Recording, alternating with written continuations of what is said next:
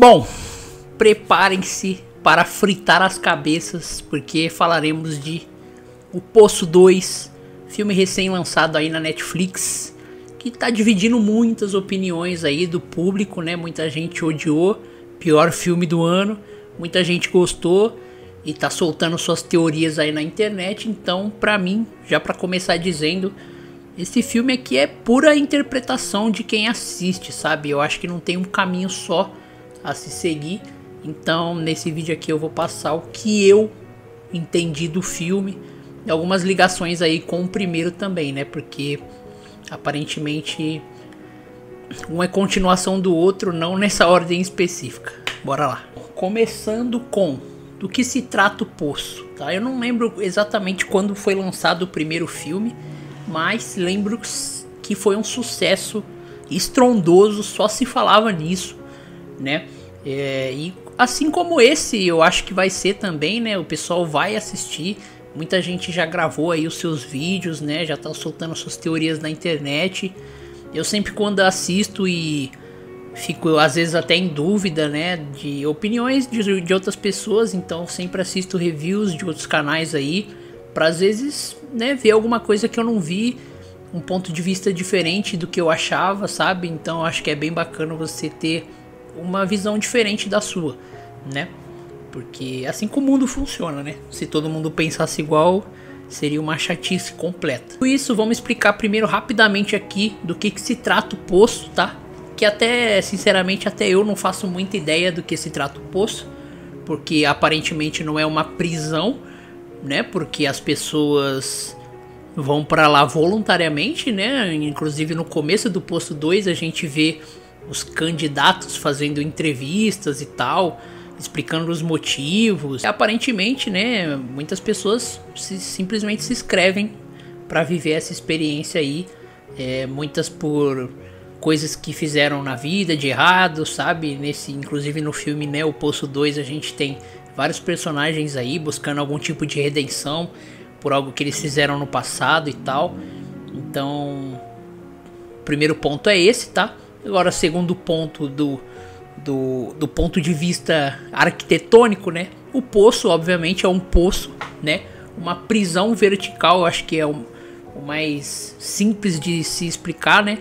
Apesar do fato, como eu disse, dela não ser uma prisão, mas é basicamente um poço vertical, onde você tem duas pessoas por andar, tá? E antes de você entrar, você escolhe um objeto para você levar do mundo de fora, pode ser qualquer coisa, tá? E você escolhe um prato preferido. O prato preferido serve para quê? Como eu disse, você tem andares e todos os dias desce um elevador com um banquete. E o seu prato está no meio desse banquete. E na teoria, né, no mundo perfeito, você comeria só a sua comida, o seu parceiro ali de quarto comeria só a comida dele, e a comida desceria até os níveis mais baixos, né?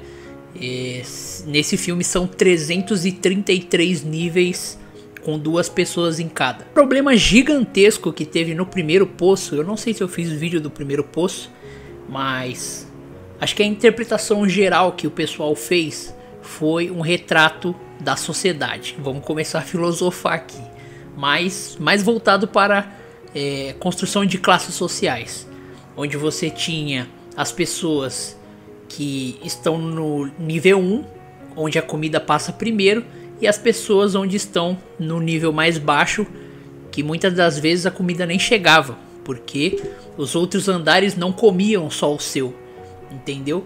Então a mensagem principal, no meu entendimento, e pelo que eu vi é um entendimento meio que geral assim do primeiro filme, foi essa mensagem aí de classes sociais. Pois é um pouco diferente, porque eu acho que vai para um outro lado, uma outra discussão.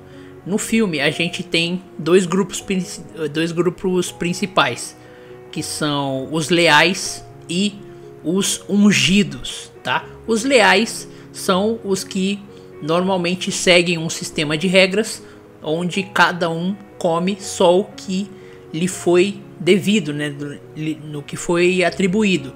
e assim a comida chegaria até o último nível e ninguém passaria fome, certo?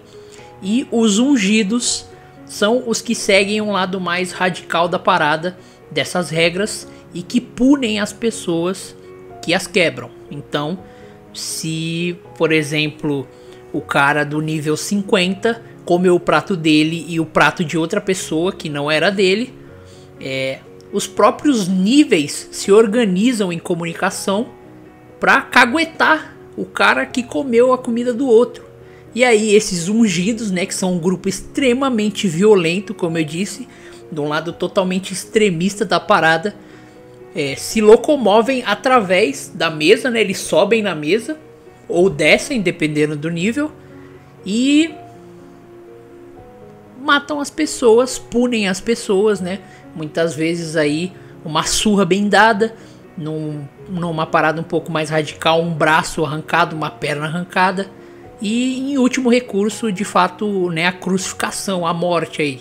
Então tem até uma parada religiosa ali, se você quiser, né, entrar por esse lado de pensamento. Nesse filme, assim como no primeiro, a gente tem um grupo, né, a dupla principal, e eles têm uns nomes completamente estranhos, então eu decidi chamar eles de Vandinha, que é a moça, e Rei do Crime, que é o careca gordo. Lembra muito também o Rei do Crime aí no universo do Demolidor, né? Então, nesse segundo filme a gente acompanha essa dupla, novos no poço inclusive, né? E nos primeiros minutos ali do filme, né, na primeira metade, vamos dizer assim, eles estão aprendendo as regras de convivência. E aí os outros níveis, né, os tantos de cima quanto os de baixo, vão ponderando, vão ensinando, sabe? Sempre se comunicar, se a comida tá chegando, até onde a comida chegou, para comer só o prato que lhe foi devido, entendeu? Então mostra essa convivência ali dos dois. Durante o filme a gente tem a criação de um terceiro grupo, liderado pela Vandinha, né? Que são basicamente a resistência, né? Eles estão cansados das regras impostas pelos leais, né? Esse código de comida e de comunicação que lhes foi ensinado, né, durante o filme. E eles também estão cansados da violência dos ungidos, que simplesmente punem quem acha que tem que punir, porque, né, outras pessoas de outros andares disseram que ele fez algo de errado. Então a gente tem a criação desse terceiro grupo aí, que seria meio que a resistência. Falando de ordem cronológica aqui, até um pouco puxando pro final já do filme e também do vídeo para não ficar muito longo, eu tinha uma ideia errada da cronologia, né? Achei que se passava inclusive na mesma época, né? Que o primeiro filme e o segundo se passava, né, no mesmo instante. Eles só não se encontraram, os personagens, pelo menos parte deles, né? Porque a gente tem aquele velhinho do famoso meme na época, óbvio, né? Que foi amplamente usado por todos, inclusive por mim. Eu só mandava o gif do óbvio quando alguém me fazia uma pergunta. E a Vandinha encontra o velho perto do final do filme ali, né, no último quarto do filme ali, e isso me deu a ideia de que se passava na mesma época. Só que aí, como eu disse, né, como eu assisto outros reviews e tal, para pegar os detalhes que eu acabei não pegando, parece que o Poço 2 se passa antes do Poço 1, entendeu? E no final do Poço 2, o que, como eu disse, me deu essa confirmação depois de assistir alguns outros vídeos, a gente tem o Goreng, que é o personagem do primeiro filme, se encontrando com a Vandinha, lá no fundo, já no limbo, né? Que inclusive até agora não se sabe se é algo imaginário, né? Se tá todo mundo morto ali naquela parte do limbo, ou são de fato pessoas que não tem como voltar lá pra cima e vão ficar lá até a morte, eu não sei, sabe? Mas de fato é uma queda muito grande, né, do andar 333 até o último.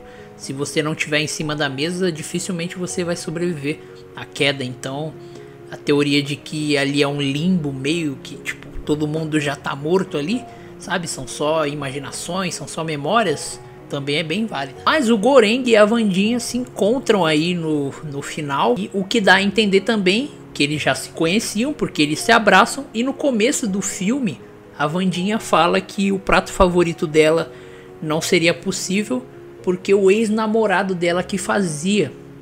E eles já não estavam mais juntos. Então também dá pra entender, dá pra se ter pelo menos essa ideia de que eles eram namorados, entendeu?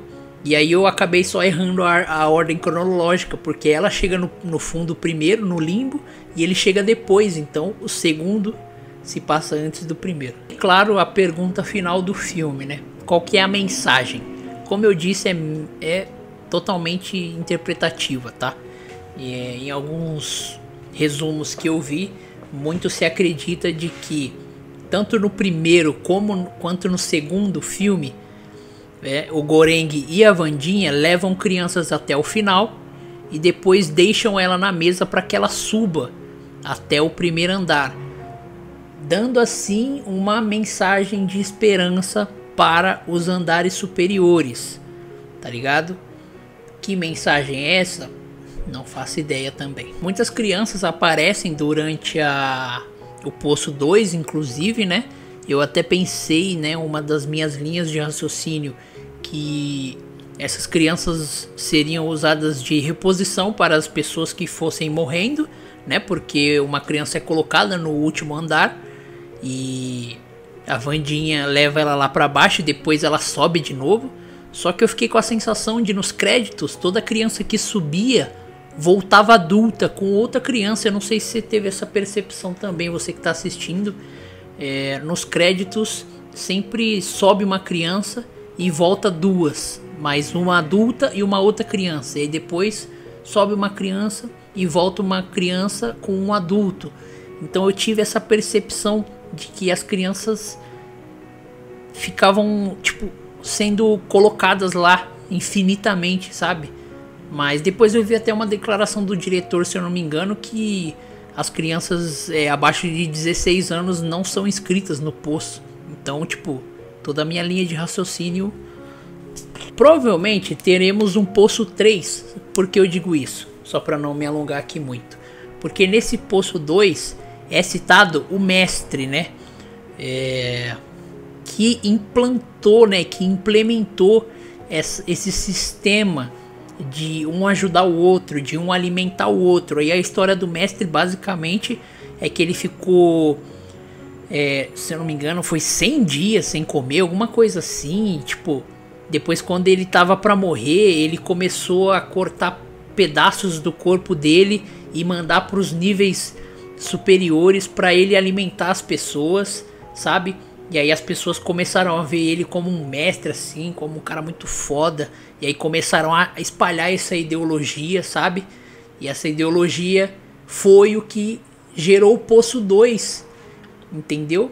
Só que o Poço 2 gerou a resistência que a gente vê no primeiro filme. Então eu acho que o Poço 3 vai se passar antes de tudo, contando justamente, provavelmente, a história do mestre, sabe? Que é citado nesse segundo filme. Então acho que eles vão sim fazer um Poço 3 daqui 2, 3 anos aí. Só que para colocar ele lá embaixo e construir a história de baixo para cima. Me conta aqui o que você entendeu do filme, tá? Gostaria muito de escutar a sua teoria. Se você não tiver teoria, só comenta o que você achou do filme, tá? Ah, achei legal, achei ruim, não entendi nada. Ah, entendi isso. Não, acho que a sua linha de raciocínio tá errada. Só comentar aqui e a gente troca essa ideia, beleza? É isso aí, espero que você tenha gostado. Se inscreve aí no canal para me dar uma força. Como eu disse, comenta o que você achou dessa obra de arte aí, essa bomba que explode a cabeça das pessoas. E compartilha com geral, beleza? Tamo junto, até a próxima. Valeu, falou!